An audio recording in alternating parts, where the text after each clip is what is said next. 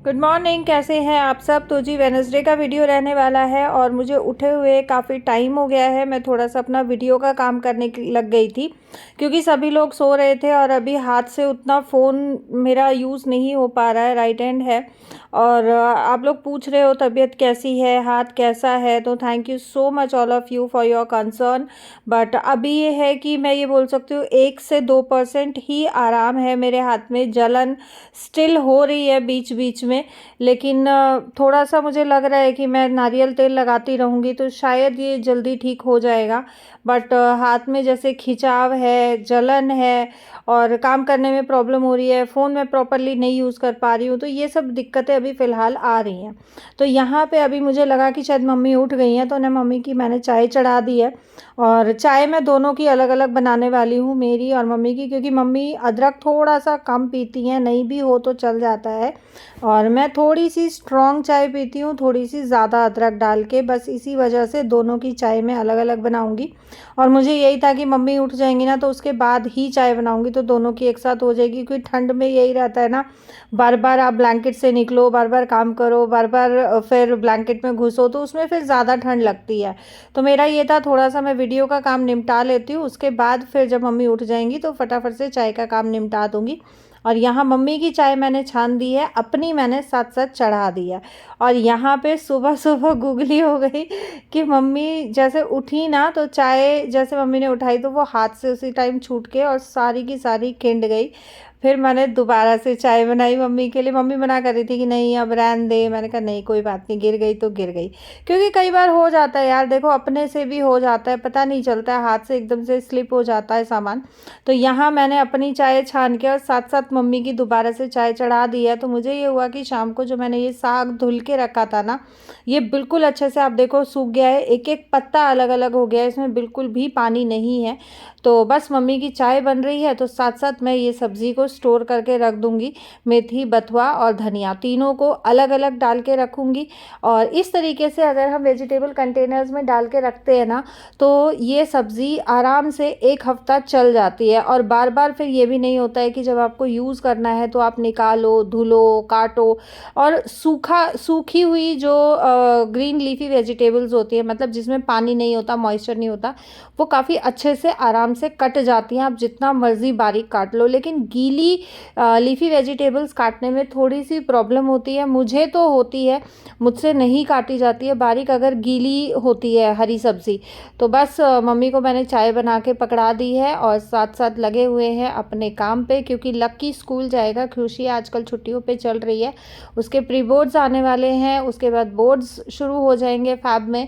तो बस वो अपने बोर्ड्स की प्रिपरेशन में लगी हुई है, इसी वजह से वो आजकल स्कूल नहीं जा रही है।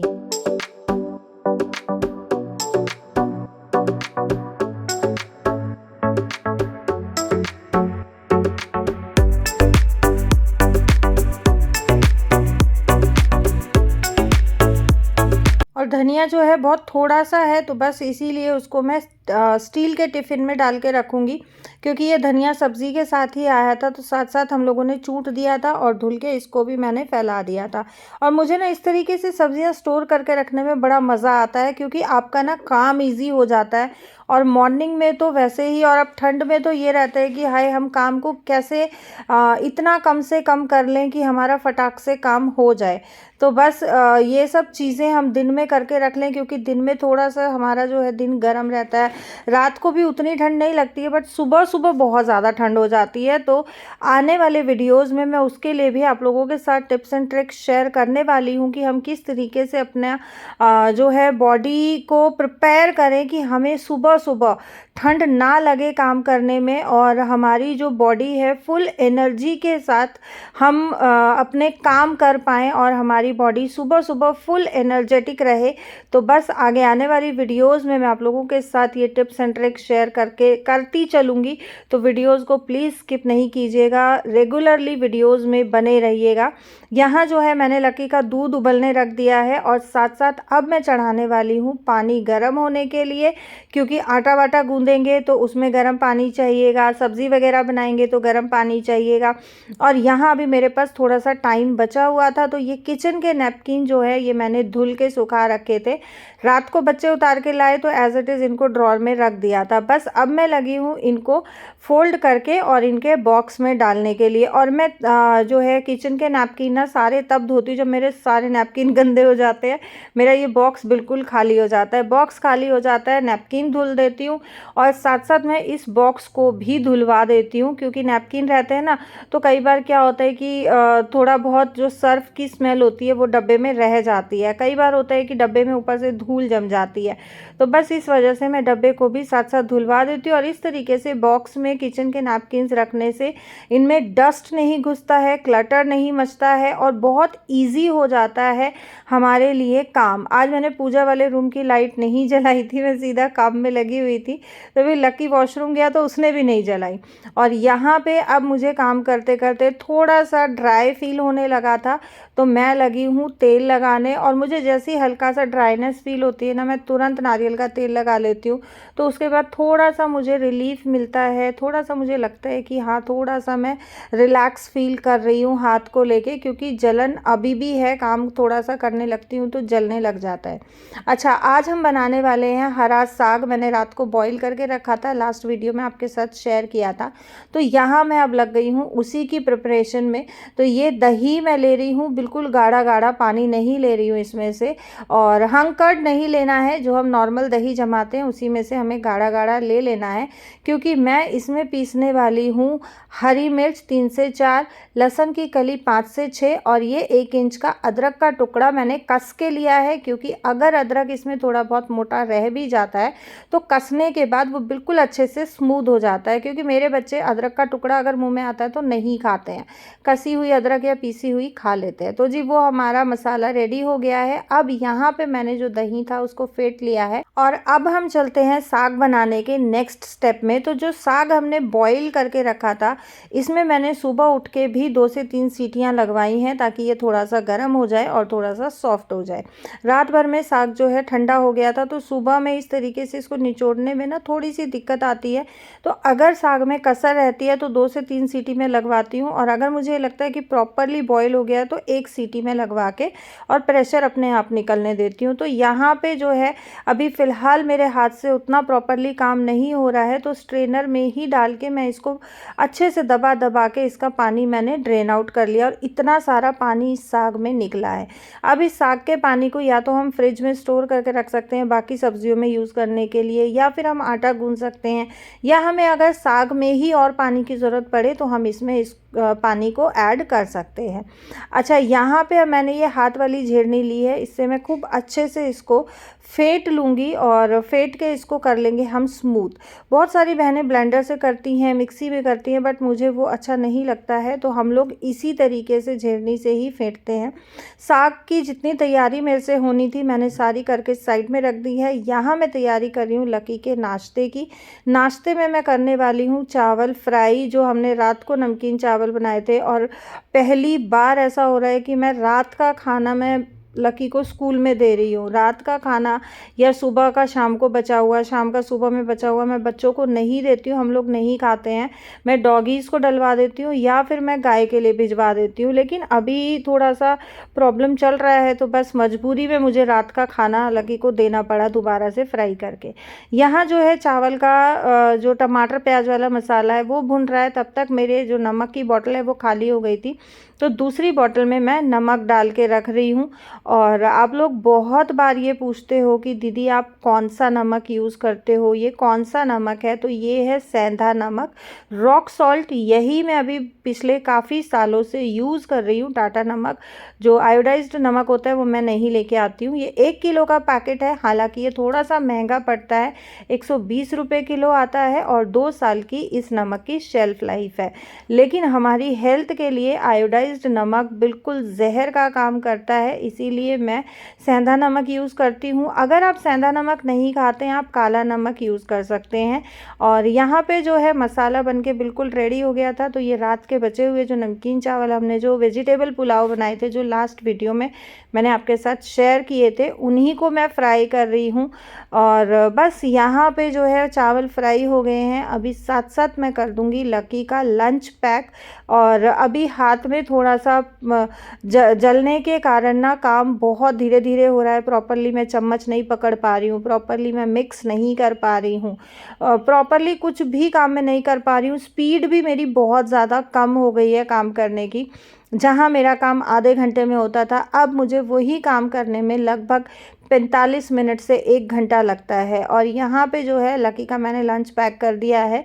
मैं चम्मच इसी में डाल रही थी, लकी बोला नहीं मम्मी चिकनी हो जाएगी क्योंकि ये घी में बनाया है, तो मैंने सिल्वर फॉइल में चम्मच को रैप कर दिया है। ये अपने बैग में डाल लेगा, तो ये रहेगा कि बैग में देखें बुक्स वगैरह होती है, ज्योमेट्री बॉक्स होता है, थोड़े बहुत जम्स होते ही हैं, तो चम्मच पे जम्स नहीं लगेंगे। और यहाँ पे जो है मैंने एक सिल्वर फॉइल एक्स्ट्रा इसको दे दिया है कि लंच करके दूसरे सिल्वर फॉइल में चम्मच को रैप करके वापस ले आएगा। यहाँ मैंने मंगाया था बाजरे की खिचड़ी बनाने के लिए, लेकिन मेरा हाथ जल गया, तो अभी मैं बाजरे की खिचड़ी नहीं बना पा रही हूँ। देखती हूँ 1 दिन में 2 दिन में जैसे ही आराम होगा तो मैं बाजरे की खिचड़ी बनाऊँगी, और रेसिपी भी आप लोगों के साथ ज़रूर शेयर करूँगी, क्योंकि मुझे रिक्वेस्ट आई थी कि दीदी बाजरे की खिचड़ी की रेसिपी ज़रूर शेयर करना। तो बस यहाँ पर इस बाजरे को मैं डब्बों में डाल के रख दूँगी। और मुझे ना अच्छा नहीं लगता पॉलीथीन्स में सामान रखा रहता है, इधर पटक दिया उधर पटक दिया उधर। गुड़ मेरे घर में पॉलीथीन्स में रहता है, क्योंकि गुड़ को अगर हम डब्बे में डाल के रखते हैं तो वो ख़राब हो जाता है, और ये चीज़ मेरे साथ बहुत बार हुई है। इसलिए अब गुड़ को मैं एज इट इज़ पॉलीथीन में ही बांध के रखती हूँ। यहाँ पे जो है मेरे काम जो ऑलमोस्ट ख़त्म हो गए हैं, और मम्मी लगी हैं साग में आलन घोलने के लिए, क्योंकि मैं जाऊँगी लकी को स्कूल छोड़ने। तो बस ये हुआ कि मैं जब तक स्कूल छोड़ के आऊँगी तो मम्मी साग में आलन घोल के और तब तक साग बना लेंगी। तो आलन होता है लस्सी में बाजरे का आटा या फिर बेसन, और दोनों ही नहीं है तो गेहूं का आटा मिक्स करके हम जो है साग में डालते हैं। अच्छा, लास्ट टाइम जब मैंने आप लोगों के साथ ये चीज़ शेयर की थी तो मुझे बहुत सारे कमेंट्स आए थे कि दीदी हम डायरेक्ट डालते हैं, लस्सी में डाल के नहीं डालते हैं क्योंकि साग सफ़ेद हो जाता है। तो ऐसा नहीं है कि लस्सी डालने से साग सफ़ेद हो जाता है। जब हम साग में आलन घोलते हैं उस टाइम पे साग सफ़ेद होता है, लेकिन जितना हम साग को घोट के पकाते हैं साग में वही ग्रीन कलर वापस आ जाता है। अब आप ये देखें, ये साग जब शुरू में आलन घोला था बहुत सफ़ेद सफ़ेद था, लेकिन जैसे जैसे ये पकेगा, जैसे जैसे रंधेगा, जैसे जैसे घुटेगा, ये वही वापस अपने हरे कलर में आ जाएगा। तो आप लोग कभी ज़रूर लस्सी वाला साग बना के देखना, लस्सी से जो आलन घुलता है। मक्के का आटा अगर आप लोग डालते हो तो मक्के के आटे का भी आलन आप लोग घोल सकते हो। और यहाँ पे जो है अभी मम्मी बना रही हैं बाजरे की रोटी खुशी के पापा के लिए, क्योंकि वो जा रहे हैं ऑफिस। साग हमारा बन के रेडी हो चुका है। आज मैंने साग में अलग से छौंक नहीं लगाया है, जो अदरक लहसुन और हरी मिर्च हमने दही के साथ पीसी थी वही डाली है, तो उसका जो कच्चा कच्चा फ्लेवर आता है ना साग में, वो बहुत अच्छा लगता है। इससे पहले जब मैंने साग की रेसिपी आपके साथ शेयर की थी वो रेसिपी अलग थी, आज की रेसिपी थोड़ी सी अलग है। आज जो मैंने साग उबाला था वो बहुत सिंपल तरीके से मैंने साग उबाला है। पिछली बार मैंने थोड़ा सा उसको अलग तरीके से उबाला था। तो अगर आप लोगों ने वो वीडियो नहीं देखा है तो आप लोग वो वीडियो भी ज़रूर चेकआउट करें, बहुत अच्छी रेसिपी है। और नूनी घी की रेसिपी भी मैंने उस वीडियो में आप लोगों के साथ शेयर की हुई है। और आप यहाँ पे देखें मम्मी बनाती हैं बाजरे के आटे की रोटी, चिकने हाथ की, मतलब घी के हाथ की रोटी बनाती हैं। मम्मी पानी के हाथ की रोटी भी बना लेती हैं, बहुत आराम से बना लेती हैं। हम लोग तो ना मतलब सूखा आटा लगा लगा के भी 10 बार रोटियां तोड़ते हैं, 10 बार बनाते हैं। और मम्मी इतने आराम से इतने प्यार से रोटियां बनाती है ना। और यहाँ पे जो है खुशी ही शूट कर रही थी, मैंने इसको कहा भी था कि ट्राइपॉड में लगा दे, कहे नहीं नहीं मैं ऐसे ही शूट करूँगी। और बस ये कैमरा बहुत ज़्यादा शेक कर रहा है। और मम्मी के हाथ की रोटियां ना बाजरे की, ओए होए, मतलब मज़ा आ जाता है। बहुत करारी और बहुत अच्छी रोटियां बनाती हैं, हमसे नहीं बन पाता है ऐसा।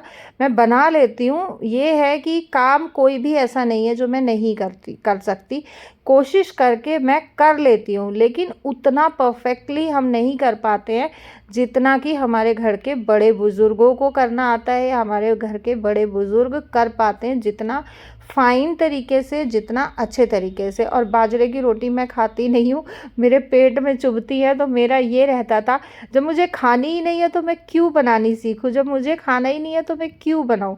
बट वही है कि जिम्मेदारियाँ जब सर पे पड़ती है तो इंसान हर काम सीख लेता है। और फाइनली ये है हमारे आज के लंच की थाली, बाजरे की रोटी विद नूनी घी, गुड़, दही और हरा साग। Thank you so much for watching.